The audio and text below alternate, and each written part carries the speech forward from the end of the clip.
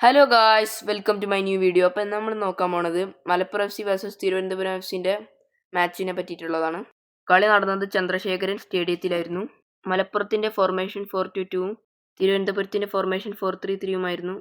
മലപ്പുറത്തിൻ്റെ starting 11: goalkeeper Jaseen, defenders Haqqu, Sanju, Aitor, Tony, midfielders Badar, Akhil, Rishad, Fazlu, forwards Kennedy, എൽഫോഴ്സോ.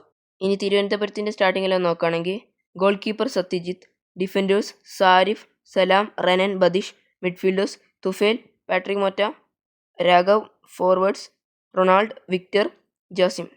17-ാം മിനിറ്റിൽ എൽഫോഴ്സോ ഒരു അടിപൊളി ഗോൾ അടിച്ച്. മലപ്പുറത്തിനെ സപ്പോർട്ട് ചെയ്യണമെന്നല്ല കേട്ടോ പറയണത്, നല്ല ഗോൾ തന്നെയായിരുന്നു കേട്ടോ അത്.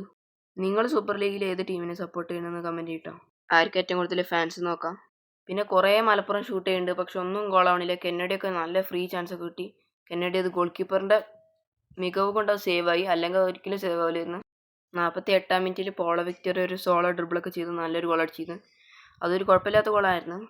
ഗോൾ കീപ്പറിനൊക്കെ മറി കടന്നിട്ടാണ് ആ ഗോൾ അടിച്ചത്. തിരുവനന്തപുരത്തിൻ്റെ ഗോൾ കീപ്പർ അടിപൊളിയായിരുന്നു കേട്ടോ. കെന്നഡിൻ്റെ 2 അടിപൊളി ഷൂട്ടുകൾ സേവ് ചെയ്തു.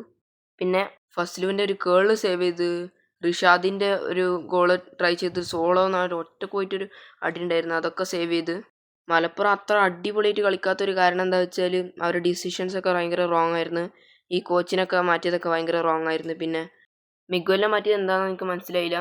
പിന്നെ ജോൺ കെന്നഡി ഇടയ്ക്കൊന്നും പാസ്സൊന്നും ചെയ്യുന്നുണ്ടായിരുന്നില്ല. അവൻ നല്ല അടിപൊളി പ്ലെയർ തന്നെയാണ്, പക്ഷെ പാസ്സിനില്ല ഇടയ്ക്ക്, അതാണ് അവൻ്റെ കുഴപ്പം. അല്ലാതെ അടിപൊളി തന്നെയാണ്. എന്തായാലും കളി 1-1 അവസാനിച്ചത്. മലപ്പുറത്തിന് ഇത് എന്തായാലും ജയിക്കേണ്ട കളിയായിരുന്നു കേട്ടോ സത്യം പറഞ്ഞാൽ. കാരണം മലപ്പുറം ഇപ്പോൾ 4ാം സ്ഥാനമാണ്. ഇനി മലപ്പുറം കണ്ണൂർ ഒരു കളി കൂടി ജയിച്ചാൽ മലപ്പുറം താഴേക്കിറങ്ങുക 5ാം സ്ഥാനവും. 5ാം സ്ഥാനമായി പിന്നെ സെമി ഫൈനലിലേക്ക് വരാൻ പറ്റില്ല. തിരുവനന്തപുരം 11 ഷോട്ടും മലപ്പുറം 13 ഷോട്ടുമായിരുന്നു അടിച്ചിരുന്നത്. അപ്പോൾ എല്ലാവരും പ്ലീസ് ലൈക്കും ഷെയറും സബ്സ്ക്രൈബ് ചെയ്യണം. നിങ്ങൾക്ക് ജസ്റ്റ് ഒന്ന് ക്ലിക്ക് ചെയ്താൽ പോരെ, പ്ലീസ് എല്ലാവരും ചെയ്യണം. ഈ കളിക്ക് ശേഷം തിരുവനന്തപുരം 3ാം സ്ഥാനത്ത് തുടരുകയാണ്, പിന്നെ മലപ്പുറം 4ാം സ്ഥാനം തുടരുകയാണ്.